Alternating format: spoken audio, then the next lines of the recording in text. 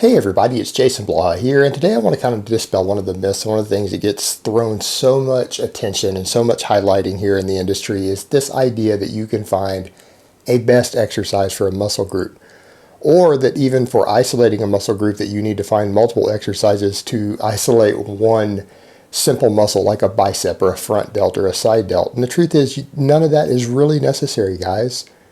Now, compound movements are a different story, and I'm going to get to that in a minute. But when it comes to isolation movements, finding even an ideal rep range or an ideal exercise isn't a real thing. Your muscles, like your bicep, for example, doesn't really know what exercise you're performing for it. Now, you can get, for athletic performance, there are joint angle specificities and things that matter for sport-specific training. But if you're just trying to make a muscle bigger and stronger overall, these things don't matter so much. All your muscles know is fatigue and tension. They just know if you subjected it to a workload or not and how much.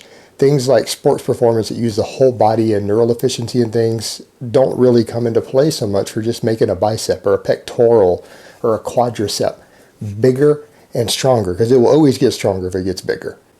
And what I mean is, your biceps don't care if you used 6 rep sets of standing straight bar curls versus 10 rep sets of incline curls with a dumbbell. Your bicep doesn't really care. In fact, even that rep range variation is going to make very, very little measurable difference as long as you took that muscle to the same level of fatigue. If you went right to muscle failure, or you stopped 1 rep short of muscle failure on that 6 rep straight bar curl versus that 10 or 12 rep incline curl, you're going to see almost no measurable difference in a lab between the amount of growth you stimulated between the two. Muscle doesn't really care, particularly a non-complex muscle like the bicep or the side delt. It doesn't serve multiple functions and roles.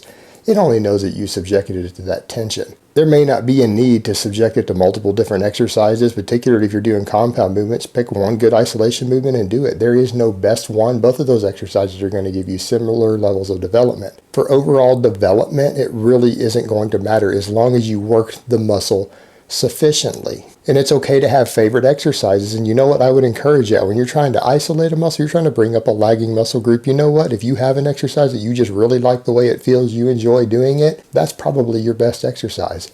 And it's not because it does something physically different.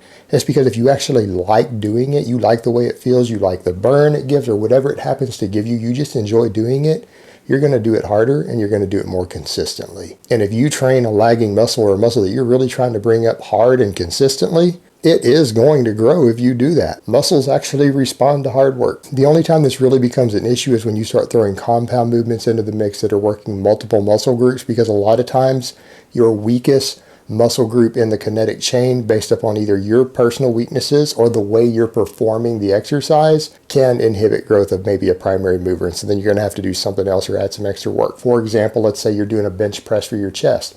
Let's say you bench press in a way that doesn't work the chest very well. You let your scapula come apart, you're bouncing it off the chest, not touching the chest, doing whatever it is you're doing, and your front delts take a lot more of the work. And you have particularly weak front delts. In that case, because you're not allowing the pecs to take most of the workload, you're not allowing them to be the weak link in the movement, your delts are the weak link in your movement, your delts are going to grow more than your pecs. Your pecs might not grow very much from doing that exercise, but it's not because that exercise is inherently bad for the chest. It's because the way you're performing it and your personal muscle balance is preventing it from happening.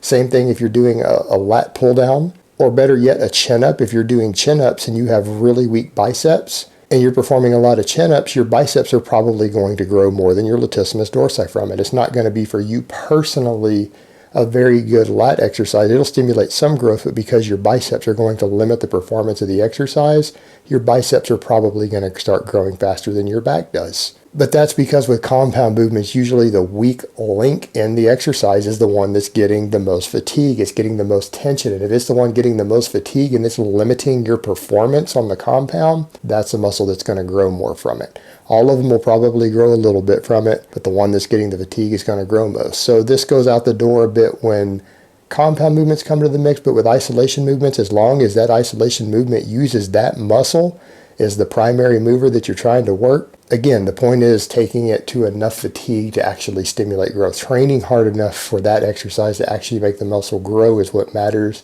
not so much what exercise you pick. Because again, if that is the muscle that is fatiguing and tiring out and causing you to get tired on the exercise or to fail on the exercise, it's going to grow. It will adapt. All right, guys, but that's really all I have to say on that today. I hope it's been informative, and I will talk to you guys next time.